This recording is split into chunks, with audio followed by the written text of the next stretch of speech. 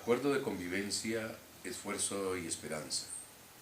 Cansados de la violencia, de la guerra, del delito, de los procesos de paz inútiles y de su incertidumbre, de la corrupción, de la ilegalidad, de la pobreza, de las desigualdades y de la exclusión social, los habitantes del sur de Colombia, región fuertemente afectada por la violencia y el conflicto armado, hemos decidido poner en marcha un movimiento ciudadano cuyo propósito fundamental es proponerle al país la suscripción de un acuerdo de convivencia como alternativa para la paz y la construcción de la Colombia que nos merecemos.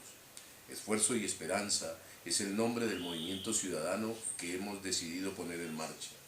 Se trata de una iniciativa que rompe con el esquema diálogo-guerra que acompaña la política y la cultura de paz del país y que tiene como fundamento las experiencias de paz de otros países, nuestras vivencias y el análisis de nuestra realidad.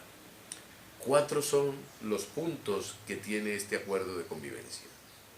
El primero, la protección económica, social, cultural y legal de la familia.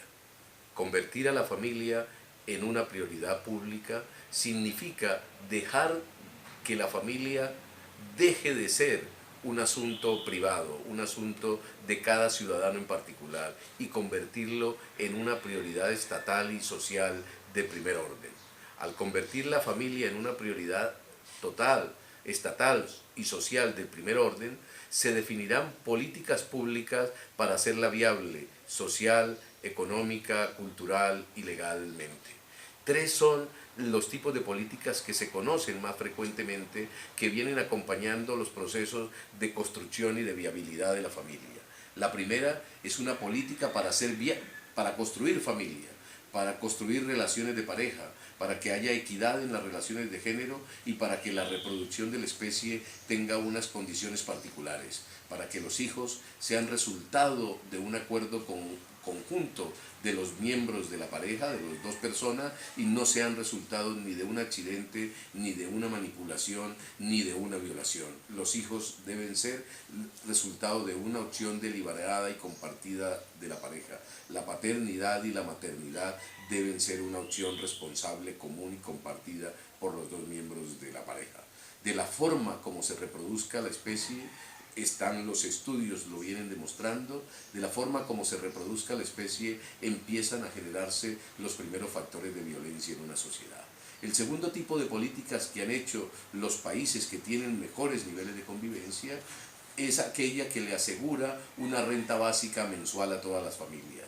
A todas las familias, sin ningún tipo de discriminación, sin ningún tipo de exclusión. A todas las familias, no importa cuál sea su condición social o económica. La cobra el vigilante y la cobra la presidenta de la República.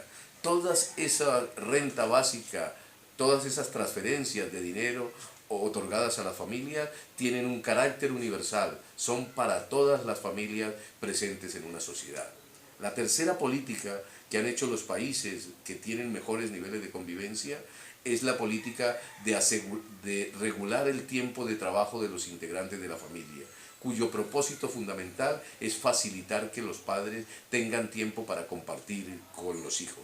Son muchos los tipos de políticas que se hacen y los tipos de programas que se hacen para acompañar esta finalidad. Pero en nuestro caso, nos interesa mostrar que estas 3 políticas, para construir familia, para hacerla viable económicamente y para regular el tiempo de trabajo de los integrantes de una familia, constituyen las políticas centrales de los países que tienen mejores niveles de convivencia.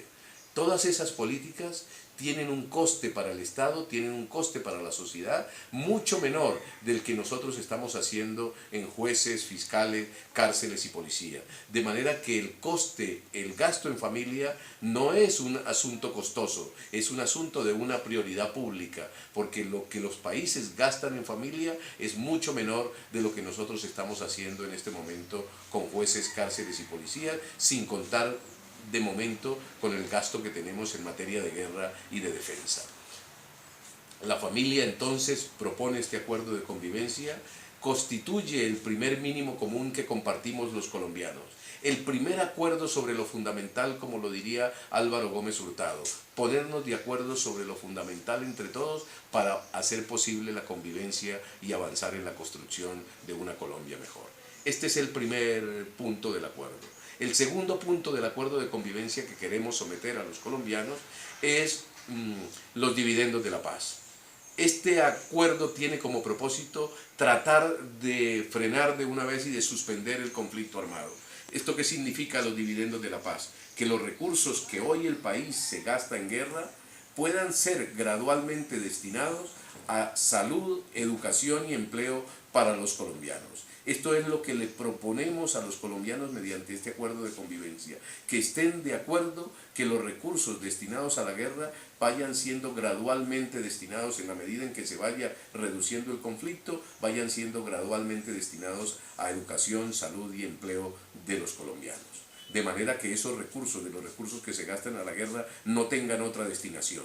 Una vez obtenido el respaldo masivo de los colombianos al uso de los dividendos de la paz, podamos demandar a los actores armados el cese del enfrentamiento armado y la reducción y la destinación progresiva, el desmonte progresiva de los costes de la guerra para avanzar hacia los dividendos de la paz y pedir a la comunidad internacional que verifique estos dos procesos.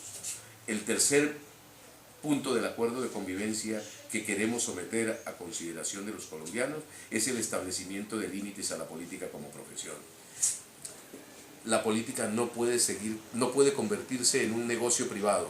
La política tiene que ser el instrumento sobre el cual la sociedad construye su futuro mejor. Y es necesario entonces poner límites a los políticos de profesión, de manera que la paz no sea resultado solamente de un acuerdo entre dos grupos que han hecho de la política su manera de vivir, unos por la vía legal y otros por la vía ilegal. La paz tiene que ser entonces un acuerdo que permite establecerle límites a la política como profesión. Y para establecerle límites a la política como profesión, el acuerdo de convivencia propone reducir de forma transitoria el salario de los altos funcionarios del Estado y de los congresistas, limitar el tiempo que una persona se dedica a la actividad política, asegurar la independencia de los órganos de control como las procuradurías, contralorías y también la independencia del sector justicia.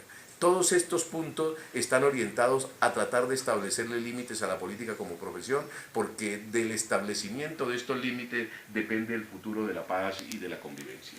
Y el cuarto punto que estamos proponiendo nosotros para que todos los colombianos lo respaldemos como acuerdo de convivencia es la suscripción de un acuerdo en torno a la institucionalidad que proteja los derechos y los intereses de la familia y de la juventud. Se trata de crear un consejo de la familia y de la juventud con ámbitos territoriales, nacional, departamental y local, para hacer viable, repito, los derechos y los intereses de la familia, de los jóvenes y de la convivencia. Estos serían los 4 puntos que el acuerdo de convivencia quiere proponer a los colombianos, para que los colombianos de forma masiva respaldemos estos 4 puntos, le demos el respaldo total y podamos exigirle a los actores, a nuestros actores políticos y al gobierno y a los actores armados un cambio en esta dirección. ¿Cómo hacer realidad este acuerdo de convivencia? Utilizamos en este caso la figura de la séptima papeleta. Llamamos séptima papeleta para utilizar el mismo nombre dado en el año 91, pero hoy puede tomar otra denominación.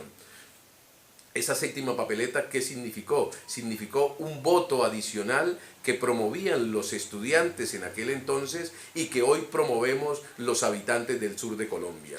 En el año 91 se promovió mediante la séptima papeleta un acuerdo en torno a la creación de una Asamblea Nacional Constitucional o de una Asamblea Nacional Constituyente. Eso fue lo que se propuso en el año 91 por los estudiantes. Hoy, en el 2014, los habitantes del sur colombiano, los ciudadanos del sur de Colombia, promovemos no una Asamblea Nacional Constituyente, solamente, sino la suscripción de un acuerdo de convivencia y el respaldo que se le dé a ese acuerdo de convivencia en las urnas por parte de los ciudadanos colombianos pueda ser el instrumento para demandar, como fue en el año 91 con la constituyente, repito, para demandar de nuestra clase dirigente y de nuestra clase política y de la insurgencia el cumplimiento de ese acuerdo de convivencia.